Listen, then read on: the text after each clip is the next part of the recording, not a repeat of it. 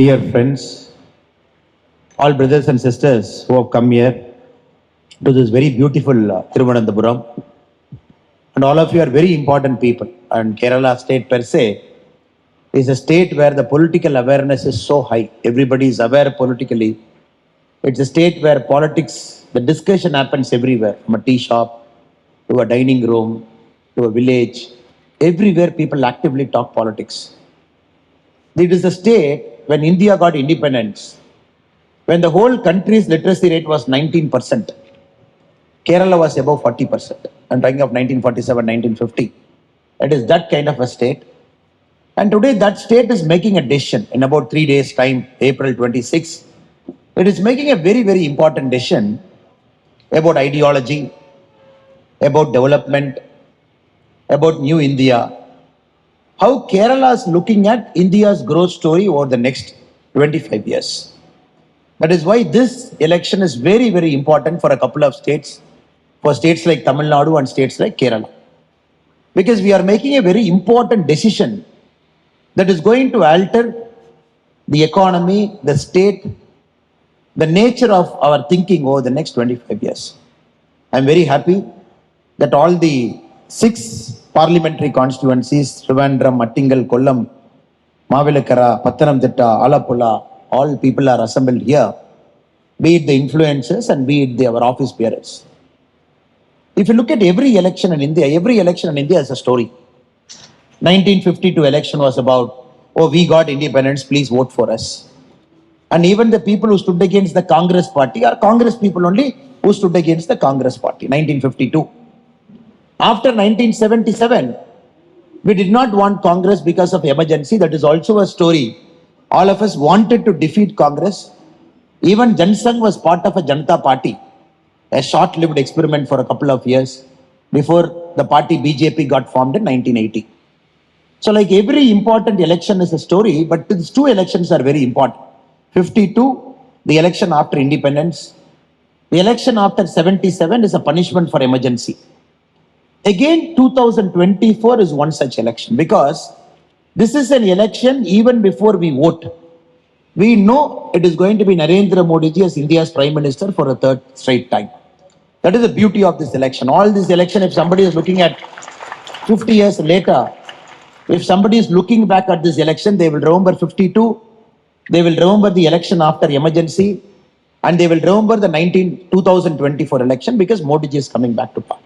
And this is not an ordinary election. It's the longest election after 1952. Long election.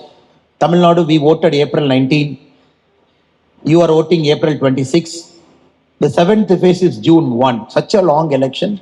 That too in very, very good heat. Proper heat. People are predicting heat wave. People have to turn up. People have to vote. States like Rajasthan, which is going to see a very hot summer. And that is where our role becomes very important. Even people know Modi ji is going to come back to power. It is our duty to help them to come and make their choice on the postal ballot or on the voting day. People cannot sit at home thinking that Modi ji is going to come back to power. Why should I go and vote? So our effort is of 2 parts. One, make everybody vote. Second, make everybody to vote the right way. This is my opening comment where I felt this election is very, very important, where people should not take it for granted. Normally, such a big election, where everybody is knowing that Prime Minister is going to come back, people should not sit at home thinking, oh, anyway, Modi ji is going to come back. It will one of my vote matter. Should I go in this hot Kerala summer at 12:30 on April 26 to a booth? Should I stand in line for 10 minutes? Should I vote it? Is it worth the effort? Now, I am here to convince you and to convince our other friends it is worth the effort, that we have to really go there and vote. Like all these 3 are very important elections. We also know every election is a story. 2014, when Modi ji was our Prime Ministerial candidate, the whole ecosystem, India has got a lot of ecosystem. This ecosystem is built over the last many, many decades. People go to Western colleges, get educated, get influenced by a set pattern of thinking, come back. Or already the professors get influenced by a set pattern of thinking, and that is infused into all our educational curriculums. Generations after generation, people read it. So this is a country still we are debating what is the exact meaning of secularism. The emergency time, when a preamble got amended, when the word secular got inserted into the preamble, before that it was different, after that it is different. So people say, oh, secularism, is it keeping distance from all religion? Or is it going and appeasing all religion? If anybody deviates from it, Congress will say, oh, this party, BJP party is against this community. After 2014, when Modi ji and all our other leaders, when they say secularism means zero appeasement, but taking care of everybody, in Congress terminology, it means it is pure Hindutva.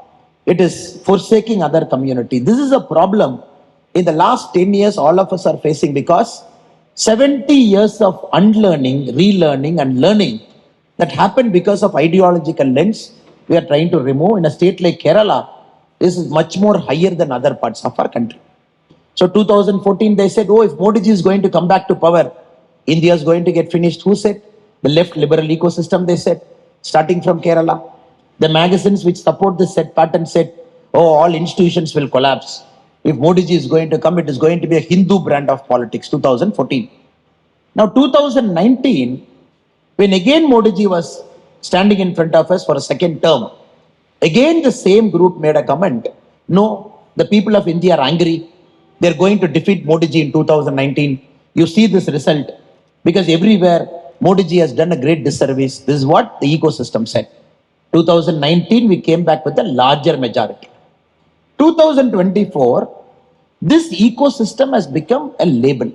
It has got a political label to it in the name of India Alliance. They themselves, instead of having this disparate group as some journalists, instead of having a disparate group as a small party, everywhere they've joined together, they've given a label, a political identity, and openly 2024 they have come. This is a very important election, because this ecosystem has got a political label. And this ecosystem has very bravely named itself by the name India. Though we know we call it as India Alliance, but somehow they felt, you bring a street dog, you paint it like a tiger, you say this is a tiger, people will believe. So you assembled all those people who don't have any idea about India. Every single pattern of theirs, every single decision making of theirs, they were against the country's interest at various points of time. Just by giving them a name called INDIA, they say, oh, we are for India. And this 2024 is such an important election, where the voters are very aware. 10 years of our government achievement, we are standing in front of them. This is also an election where we are going back to 1960, 1970, the terminology we heard in the first 5 elections, 60, 65, 70, the same terminology we are hearing in this election. North, South, imposition, cultural imposition, Hindi, social fabric disturbance, Aryan, Dravidian. These are the words we are hearing in Tamil Nadu politics over the last many months. I am sure the same lexicon and terminology is also used in Kerala politics. I want to take 3 parts and just present before you how the India Alliance people are trying to set this narrative. North, South, resource distribution, South is not getting resource. States like Kerala, the Chief Minister has to go to Jantar Mantar, sit down and do protest. So South needs to be saved. That is why we have to vote for regional parties or communist parties or Congress party here. Brothers, we all know, sisters, we all know, the first time India had a formula in dividing our resources. All the combined tax effort goes to the center, and the tax effort has to come down to each state. Wasn't fifth planning commission, wasn't the 5th 5-year plan, because planning commission had this 5-year plan. 1969, we arrived at a formula called the Gadgil formula. Madam Indira Gandhi was the prime minister. In the Gadgil formula, they decided this much money, how we are going to divide to all the states. So in the formula, if you read, they said 60% weightage is given to population. More populous state will get more money, 60% weightage.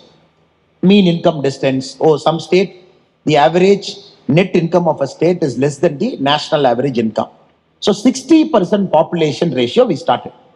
Throughout the Congress period we maintained. Then it became the Gadgil-Mukherjee formula in the 2000. Even then we maintained. When Modi ji took over in 2014, if you look at the 15th Finance Commission, what started with 60% weightage for population is 15% weightage now. 1969, we started with 60% weightage. Now the weightage given to a state which has got more population is 15%. In the current Finance Commission, which decides how much revenue has to be shared between all states, 45% is given to income distance, meaning the mean income and the distance from the mean income, how far you are, 45% is mean income distance. Then, for the very first time in the last 10 years, we also have got this thing called performance improvement. If demographic performance is improving, if states are able to control the population, the fertility, 12.5%. Tax effort, state is contributing in a good way to tax effort, 2.5%. State is able to maintain forest and ecology, 10%. The geographical area of a state, 15%. This is a formula right from 1969 India is following. If there is some logic to this formula, which is now, after Modi ji has come, there is some logic to this formula in the 15th Finance Commission, where the population is 15%, demographic performance is 12.5%, area of a state is 15%, forest and ecology is 10%, income distance, of course, is 45%. Now, we also have to understand Congress, which is talking, oh, you got to share more to the state. You should not keep more money with center, which Rahul Gandhi ji and others are promising. 2004, when Congress came to power, only 30.5% of resources was shared with state, which Modi ji as the chief minister was equivocal in saying that state should be given adequate resources for its own development. When Congress left power in 2014, this 30.5 was 32%, meaning in Congress in 10 years has increased it from 30.5 to 32. Now in 2024, it is 42%. Now, if there is one party in the whole country which do not have any right to talk about the devolution of resources from centers to state, especially the tax effort that is put in and the finance commission that is devolving. They 10 years of UPA 1 and 2, 30.5 to 32, 10 years of NDA from 32 to 42. The 16th Finance Commission, the term is constituted, and we can expect more progressive reforms as and when the Finance Commission is going to submit its report in the early part of 2026. Now, friends, we have to remember, this logic has to be killed in the bud. If anybody in Kerala, any politician is talking about North and South, it is about taking the states and the country's gain by 50 years backwards. 50 years, whatever we have achieved in going forward, parties like Congress, parties like DMK, parties like Communist, simply for their political gain, just like that they stand before us, they say, no, you got to give more resources. You look at the budgetary grant support. We gave 100 rupees. In Tamil Nadu, there is this 29 paisa. The whole election, the chief minister and his son, Udayanidhi Stalin, everywhere they said, we are going to call PM Modi as 29 paisa Modi. Then, of course, we also hit back saying that if you're going to call PM Modi as 29 paisa Modi, we are going to call you as drug Stalin, because under your rule, the drugs have gone up in height. But again to substantiate, their argument is, okay, you give us money for budgetary grant, that money we will take, we will compare, and only that money we will calculate as saying you are given to state. Now, Kerala, if we take, close to 36 lakh farmers, they have got 32,000 into their account. Here in the state, Tamil Nadu is 47 lakhs, Kerala is 36 lakh farmers, small, medium farmers. 16 installments, they got 2,000. Every year 6,000, 16 installment 2,000, which is 32,000. They don't calculate that because it is directly from center to a farmer that doesn't get calculated into the state's resources.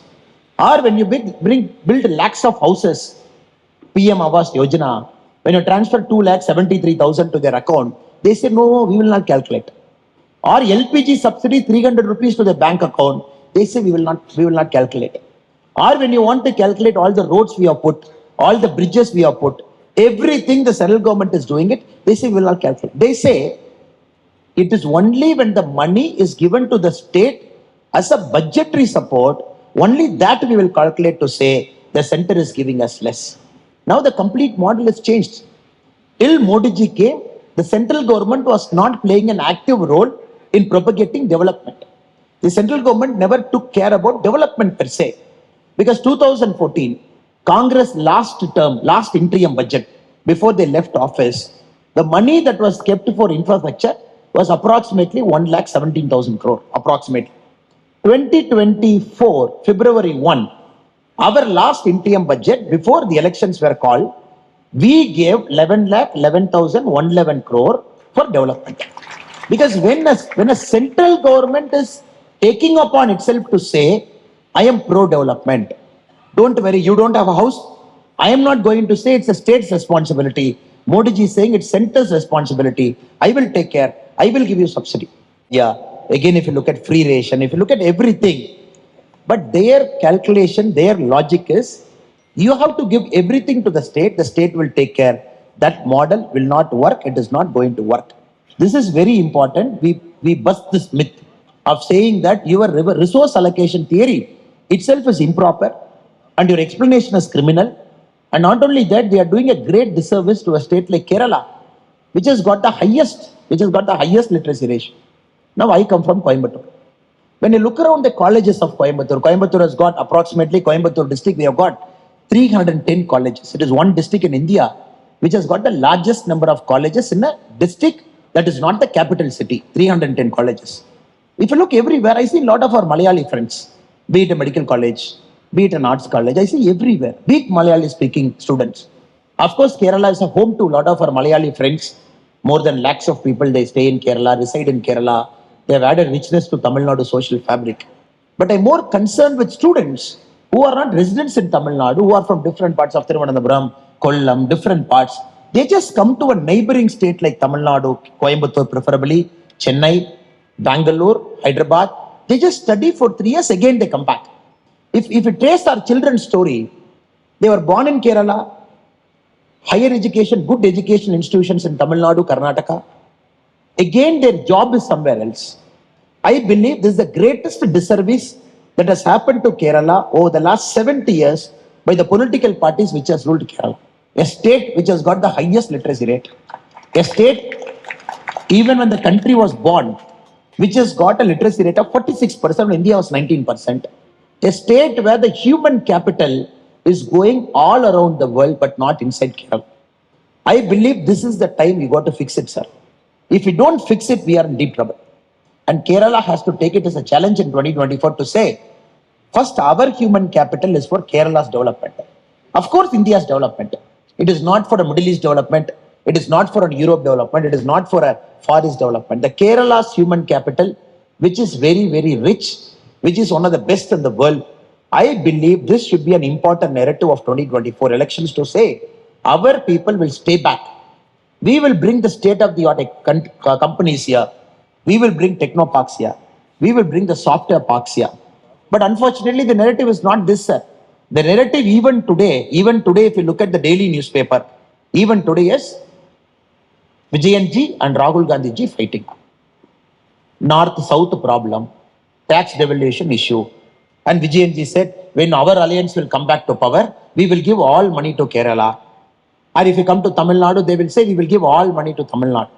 So that is why I was telling our friend also, who's our very able social media coordinator, Jai Shankar ji, let us do paper cutting of all South Indian states, put the paper cutting in one poster and circulate to Kerala, circulate to Tamil Nadu, circulate to Karnataka, because Kerala people should know the comedy that is happening in the other states in the name of India Alliance. Tamil Nadu people should know the comedy that is happening in Kerala in the name of India Alliance. Because when Rahul Gandhi ji comes to Coimbatore, if you see that image, he was there to campaign against us about a week back, 10 days back. He was sitting in the middle of the chair. Next to him is our Chief Minister M.K. Stalin. One seat after him is Tamil Nadu's Communist Party chief. Just one seat after. 60 kilometers, he travels into Palakkad. Immediately, communists are his enemies. That is why in English we have a beautiful word called frenemies. Friend enemies. It's called frenemies. In Kerala, this India alliance, if you look, it has gone one step further. Now Rahul Gandhi ji is questioning, when two chief ministers are in jail, why this chief minister is not in jail? Now Rahul Gandhi ji is going one step further. When two chief ministers are in jail, why this guy is not in jail? Then this chief minister is asking Rahul Gandhi, national case, why you are not in jail? See, that is the narrative now. Last 3 days in Kerala, all newspapers are like, who is going to jail? Now these guys have to decide who will be in bail, who will be in jail in the next 3 years. See, is this a narrative that Kerala politics wants in 2024? April 26 elections are very unfortunate, very, very unfortunate. And not only that, sir. Now, we have to appreciate and understand the essential of politics, the base of politics is accountability. A citizen should go ask a panchayat leader why it is not done. A citizen should go ask an MLA why it is not done. Ask an MP why it is not done. That's how the Indian political system is designed. Because it's a first post the pardon, and somebody is accountable to you. In states like Kerala and Tamil Nadu, last time you gave 19 seats to Congress. Correct? 1 seat to Communist. And every time you ask a Congress MP why it is not happening, what can I do, sir? Modi is in power. I am in different party. So after 5 years, we will see. And bravely after 5 years, they are coming and setting the same narrative. Now you know for a fact it is Modi ji is going to come back to power. All of us know for a fact. Nobody in this room has got a doubt whether Modi ji is going to come. Question is whether it is 400 or 410 or 430. That is a doubt we all have. Now here, the same Congress fellows have come. Now, if you look at the India Alliance arguments, nowhere the India Alliance is saying they are winning. India Alliance is saying Modi ji will not win 400. Nowhere the India Alliance is saying, oh, we are winning. If we win 50 points, we will do we will do everything. They are saying Modi ji should not win 400. So tomorrow, if Modi ji is winning even 398, they will say, Appa, because of our alliance, we have reduced 2 seats. We have done so much hard work over the last 1 year. We have reduced 2 seats. And 100% they will have a success party also. So take my word. They'll 100% have a success party in Delhi to say, 2 seats we have reduced. There also there will be a fight. I am responsible for 2-seat reduction. Other fellow will say, I am responsible. This is not an alliance at all. Any alliance that is not on principle, any alliance is there only on anti-Modi plank will not work. It will take the country so back. I'll give you a simple example. 2004, UPA came to power. Elections got over. Nobody knew who is the Prime Minister. 10 days it took. They said, and he is the Prime Minister. I used to say this in our Pracharam. In Kala movie, our superstar Rajinikanth, there is one famous dialogue. One fellow will come and say, sir, I am a hero. And Rajini will ask his friend, hey Kumar, yaar hai? There is this very famous dialogue. Likewise, suddenly after 10 days, they said, he is the Prime Minister. All of us asked, Kumar, yaar hai? Then, frankly speaking, 90% of us did not know who the hell is Manmohan Singh. We said, who is this guy?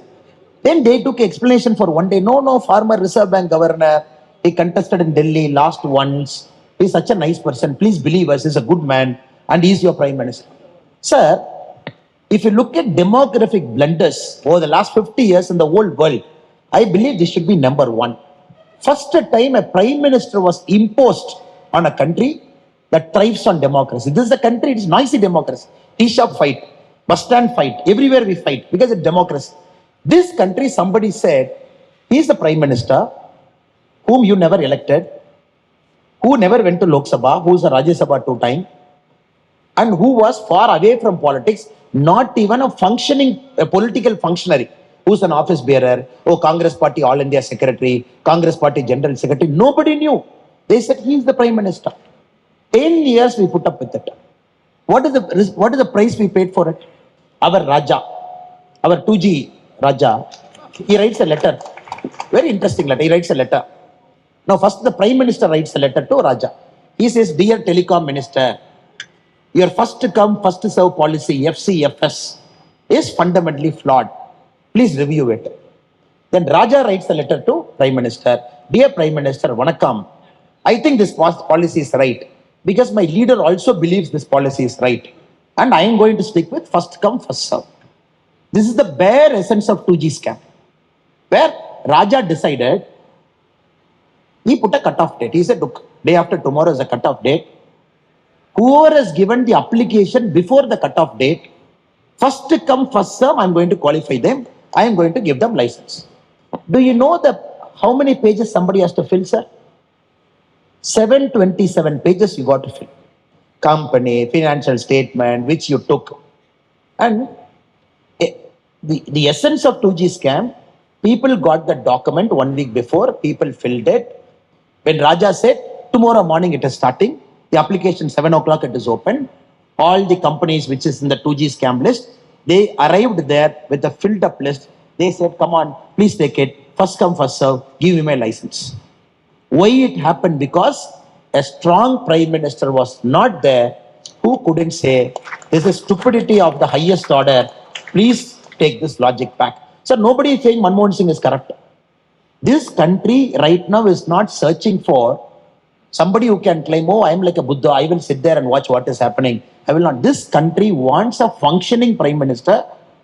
Even 10 years from now, when Pakistan and China decides to do a two-pronged attack on India at the same time, this country should be resilient enough to face it.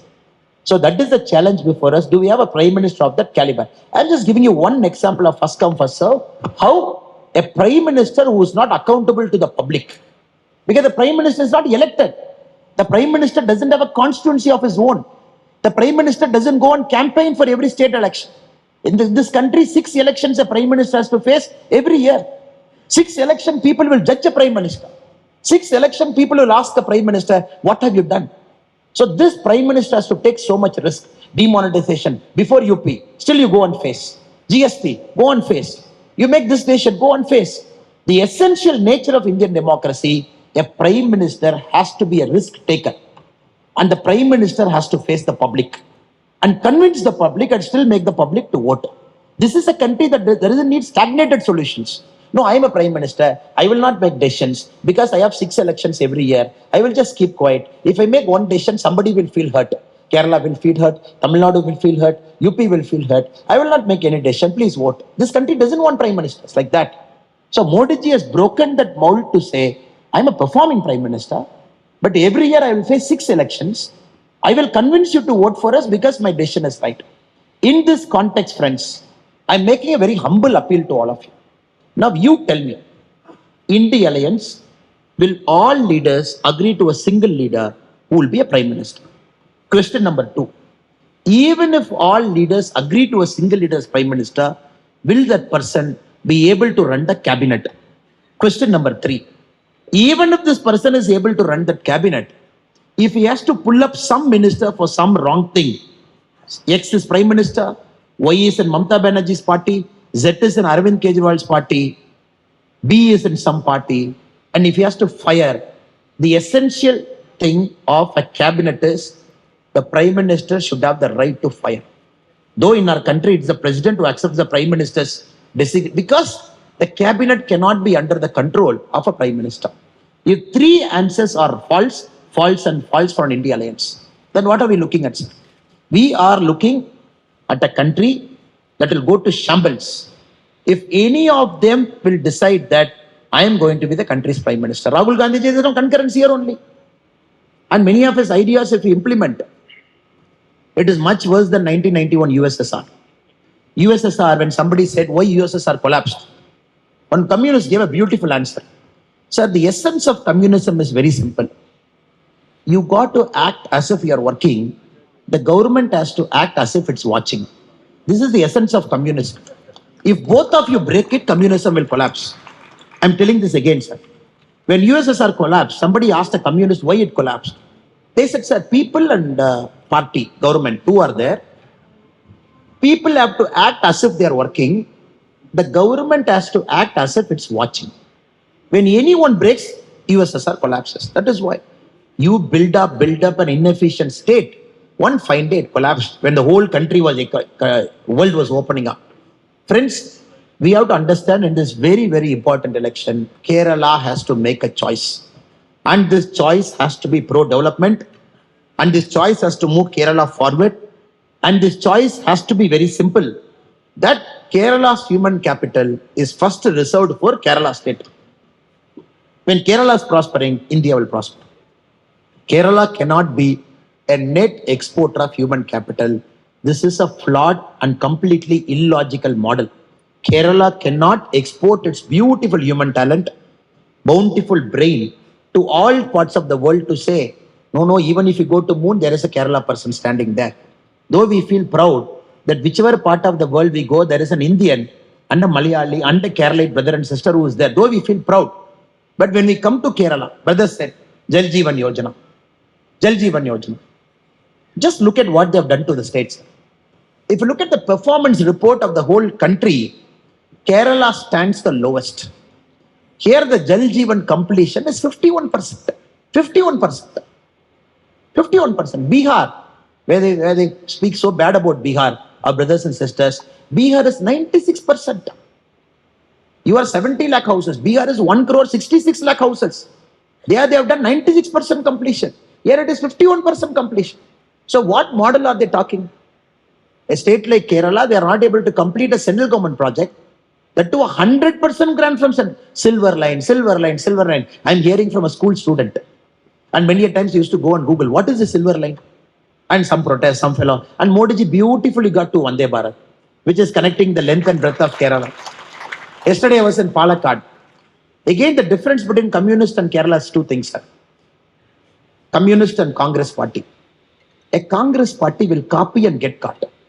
A communist fellow will copy and will not get caught. That is the beauty in Kerala, if you see. Their copying means central government scheme. In Palakkad, Vande Bharat train is coming.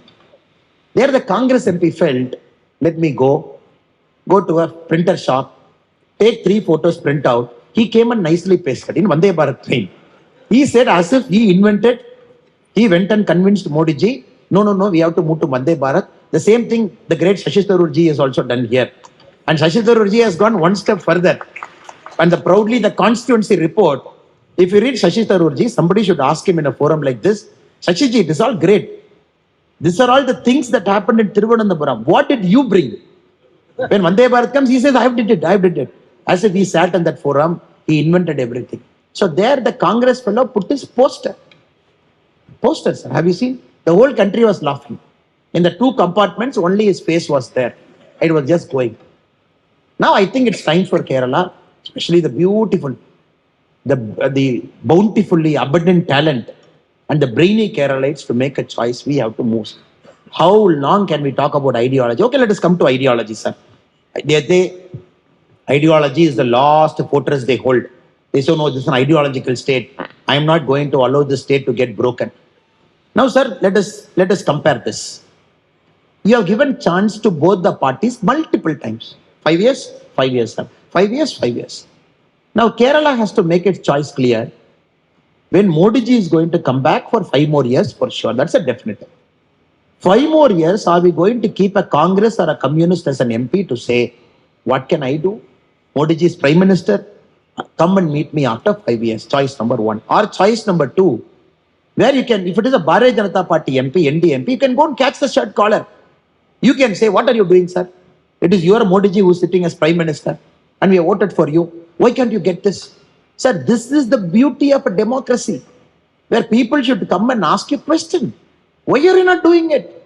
In communist or Congress MP, even to one person can you ask this question? You cannot do it.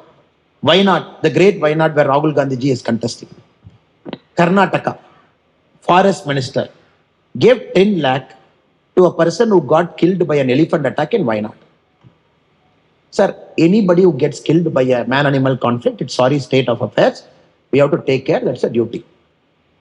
Then the Karnataka forest minister writes a letter to Rahul Gandhi ji. Have you seen that letter? Dear Rahul Gandhi ji, as per your instruction, I have allocated 10 lakh rupee to that Wayanad person who got killed by elephant. The press went and asked him, is Rahul Gandhi your boss? Then he said, no. Rahul Gandhi is our party leader. Then why as a minister you are writing a letter to Rahul Gandhi? He said, no. The elephant is a Karnataka elephant. It wandered into Wayanad. There it wandered, it killed. So Karnataka, we take responsibility. And Are Baba, in Tamil Nadu we are saying, the same Congress government, why can't you give Kaveri water? The same logic. Same, there is an agreement till 2018. When BJP was there, it honored it. After 2023, when Congress came, they said, we are not going to honor it. For an elephant, you take the trouble to see where the elephant was sleeping, where it was moving. And first time somebody said, this is a Karnataka elephant. Have you heard this joke? The forest minister said, he was promising this 100% Karnataka elephant. It has gone to Wayanad, it will come back after a month. So we are giving 10 lakh. You see, sir, extra power centers. Just because you want to appease somebody, and he writes a letter, you read that letter, real Rahul Gandhi ji, As per instruction, I have allocated 10 lakh rupee. That money is also giving. This way kind. He also writes, KC Venugopal ji called me over for. Who is KC Venugopal? Organizing General Secretary. As per telephonic conversation of KC Venugopal ji to me, I have allocated 10 lakh rupee to why not this. So we have to understand, sir. This is a model that is still a Gandhi model, still based on one guy, one family, who is very clear they want to protect the turf. And this doesn't have any space for aspirational people. And many people sitting in this room and many young people in Kerala are very aspirational. They want to live on their own 2 feet, walk, do something. And I'm just giving you one example. So many a times what happens, sir, we don't read the other state newspapers. The mistake all of us make, we read only the newspapers of our state.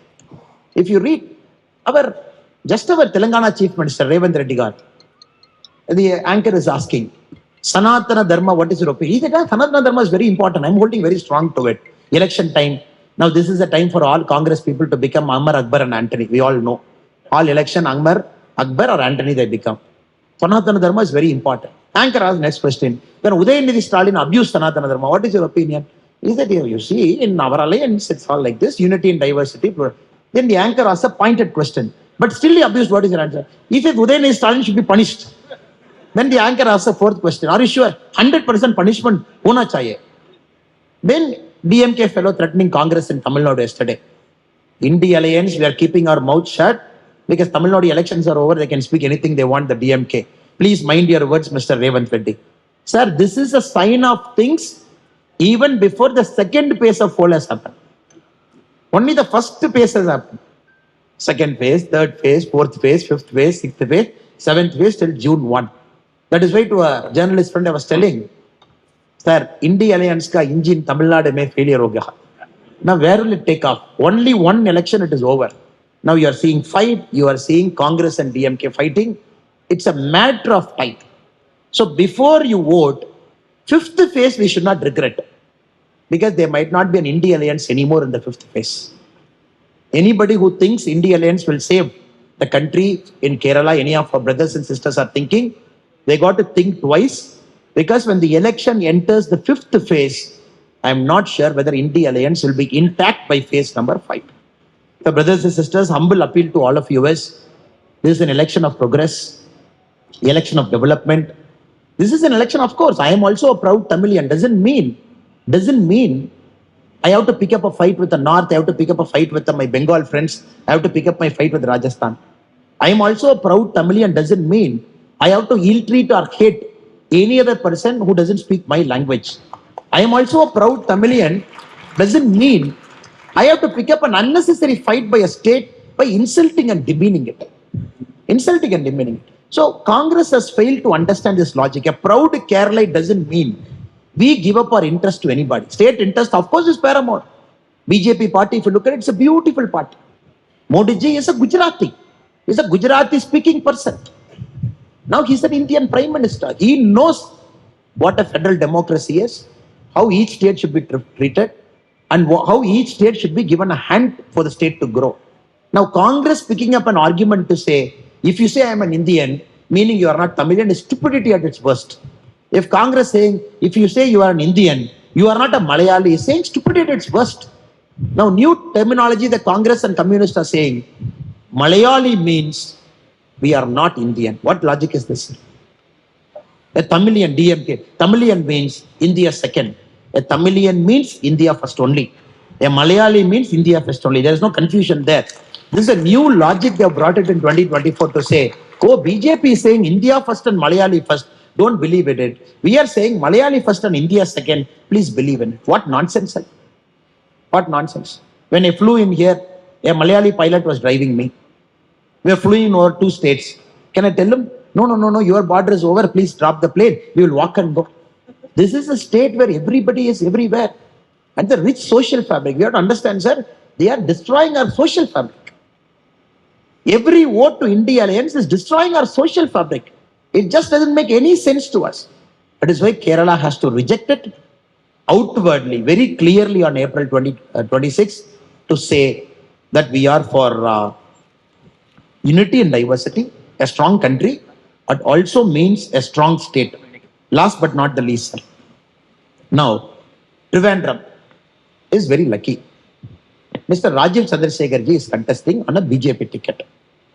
If you look at India in the next 5 years, sir, where India will go in the next 5 years, if you look at the departments, information technology will play a key role, electronics will play a key role, skill development will play a key role. So we have a minister exactly who is from this department, who's taking care of IT, who's taking care of skill development, who's taking care of electronics. I think it is important that Trivandrum has to make a choice, right choice now. A person like Rajiv Chandrasekhar ji getting elected from Trivandrum, who has got the direct eyes and ears of Prime Minister Narendra Modi ji, is going to take it to a very, very different level. Shashi Tharoor ji and myself, we had a debate in Chennai, sir. He came for Tughlaq debate. Both of us are supposed to sit here and Senator Gurumurthy ji will sit and we are supposed to debate and discuss on ideas. Unfortunately, my flight got delayed from Delhi and we agreed that Shashi ji will speak first. Then after I come to the stage, if Shashi ji is graciously sitting in the stage, I will speak in front of him. If I will reply to his questions also. If not, I will speak. By the time I reached and climbed up the stage, Shashi Tharoor ji said, long journey, tired, he has spoken for long and he wants rest, and he left the stage. Then since it's a two-speaker event, I have to give my answers to him. Now Shashi Tharoor ji made a lot of arguments there. I'm sure the same argument holds for Kerala also. Here also he might say the same thing. The first argument he said, oh, you see, after BJP has come to power in 2014, all institutions have collapsed. All institutions have collapsed. There's nothing called judiciary. There's nothing called a free and fair democratic way of an arrest, everything. Now we have to understand, Shashi Tharoor comes from a party. When he decided to contest the Congress nominee for the national president, Shashi Tharoor ji came to Tamil Nadu for campaign. Please ask Shashi Tharoor ji, how many people came to receive him in Congress party office in Chennai? 2 people. State party president escaped. All MLAs escaped. All MPs escaped. Shashi Tharoor ji was standing alone in the Tamil. I am telling you this as a challenge. You ask Shashi Tharoor ji, who is talking about institution. 2 people were in the state party office in Chennai when Shashi Tharoor ji was campaigning for the national party president election. Then the press asked the other fellows, why you did not go and see Shashi Tharoor? Because it's in the top they said, both the person should be given an equal opportunity, be it Mallikarjuna Kharge ji or Shashi Tharoor ji, both will be treated very nicely. Then the Congress party people said, no, Gandhi family ji mein order aa gaya. We cannot receive. He is only a namesake fellow. It is Mallikarjuna Kharge ji, they have sent it. And if he receive, they will fire us also. Terribly embarrassed, Shashi Tharoor ji returned back. Now he is talking about BJP as a party where all of us first generation people and many of your first generation, our fathers and mothers are simple farm people who are doing farming. We are standing in front of you. He wants to compare about BJP. Second, Shashi Tharoor ji ran to be the United Nations Secretary General. Very interesting story. I actually want you to ask Shashi Tharoor ji. He failed. Then, very beautifully, 2-3 books were written later on the UN process that happened, which I gave in my Tughlaq speech also that day. Later, Shashi Tharoor ji also says, when Manmohan Singh ji sits in a working lunch with the American US Secretary of State, when the visit happened to India, Manmohan Singh ji did not even seek votes for Shashi Tharoor ji. The Americans, of course, wanted to support a Korean, Ban Ki-moon. He didn't even ask him, please support our candidate. There were many countries in the Middle East where the Indian ambassador did not even go and seek votes for Shashi Tharoor. That was the nature of Indian diplomacy, which Shashi Tharoor ji also writes in an open magazine article that government of India did not support me properly. Now, I was telling in the Tughlaq function, if it is Modi ji as Prime Minister, 100% we would have made Shashi Tharoor as UN Secretary General. If he's qualified enough. Second part is different, sir. If he's qualified enough. Since he was our official candidate, where was the Congress party? What foreign policy is he talking?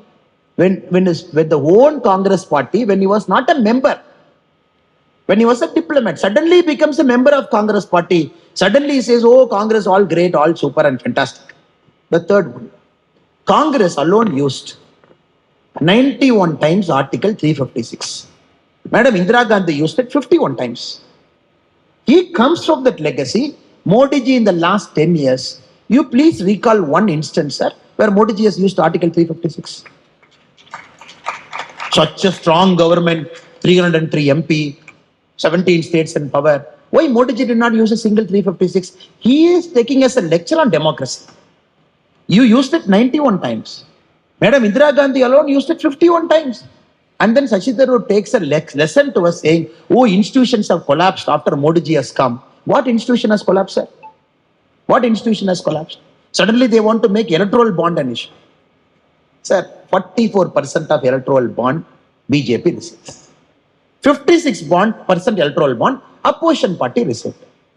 Then should we blame, oh, opposition parties, you went and threatened it, you got 56%, we got only 44%. What nonsense are they talking, sir? A ruling party for 10 years. Okay, 2004 to 14, we'll flip the argument. When Congress was in power, how much corporate donation BJP received? 70%. Congress in power, BJP receiving 70% means, sir, you have your money in the packet, sir. You come to me, you come to my friend and say, Jaishankar ji, and say, Jaishankar ji, I have 100 rupees in packet. Can I contribute to your party? Now Jaishankar ji will say, no. Please go and give 30 rupees to Communist Party, 40 rupees to Congress Party, they are struggling, poor people, and 20 rupees to all regional party, 10 rupees to me, that is enough. You show me one person who will say that, sir. A money will chase a place where they think that money is well utilized. When BJP receives 44% of electoral bonds, it simply means people trust. It is not corporate, simple person. They want to buy a bond for 1,000 rupees, 2,000 rupees. They want to come and give. When Congress was in power for 10 years, 2004 to 14, 70% of corporate donation BJP received. Why? Because they believe these fellows have messed up everything. BJP will come and write. Now we have to kill all this nonsense in the butt. Electoral bond, they twisted this person. There were some intelligent Congress people. Pulwama attack. After that, somebody gave money to somebody. Some company in New Delhi, some company in Karachi. One Congress, you see this Karachi fellows donating. That is the level of brain, sir. People, all of you, I really feel for you. Because argument can be countered with an argument. How will you contradict nonsense with an argument?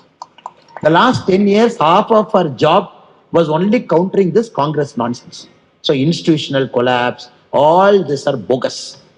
It is important that we represent the true things to the people of India, people of Kerala, to say, whenever Congress comes to power. Sir, I'm releasing this 2G tape, sir. I'm not sure how many of you had the time to hear those tapes with subtitle we are putting.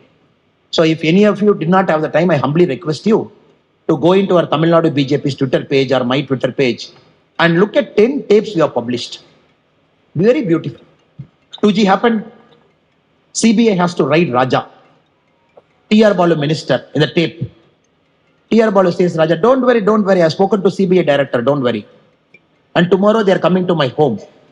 I've told them what to do. Ab chinta mat karo. 2G tape. The next day, CBI fellow asks, should we come and write today? Is it a good time to write in Tamil Nadu today? Then the CM secretary says, don't come today, don't come today. Come tomorrow. Then they say, why tomorrow? Because tomorrow the fishermen are doing a protest. If we come and write tomorrow, our boss, meaning Kalaignar Karunanidhi, is saying that we will ask the news media to cover the fishermen protest and not the 2G right, so that this will go. Then they say, okay, we'll come tomorrow, don't worry. All 10 tapes, if you listen, your blood will boil. How the country was run from 2004 to 14, when the Prime Minister was not powerful enough to question somebody in the cabinet. You just look at all the tapes, sir. Do India needs to go back to the same era where people can come? I have 30 MPs, I have 20 MPs, I have 25 MP. All of us will sit together and I will take care of CBI director, you take care of income tax commissioner, you take care of income tax board. Do the country has to go back to that era? And India Alliance is talking about that same story to us. So brothers and sisters, we have done a lot of hard work to reach here. And we cannot allow this unprincipled, family loving, children promoting, dynastic entitlement flows to again roll back the clock and take us back to 2004. That is an important job at hand for us. And we should do our best over the next 3 days, whatever we have in hand, to make sure April 26, the people of Kerala will vote for the NDA, vote for the BJP, for what it is, for what we have to do, so what we have to achieve. I take this opportunity to thank all the people who have come here. I think he's looking at me, meaning the time is over. And I thank special thanks to Jai Shankar ji, our very able state IT and social media convener for arranging this, and our Nandu S. Nair ji, our district social media convener of Thiruvananthapuram, for having all of us together. Thank you so much. Bharat Mata.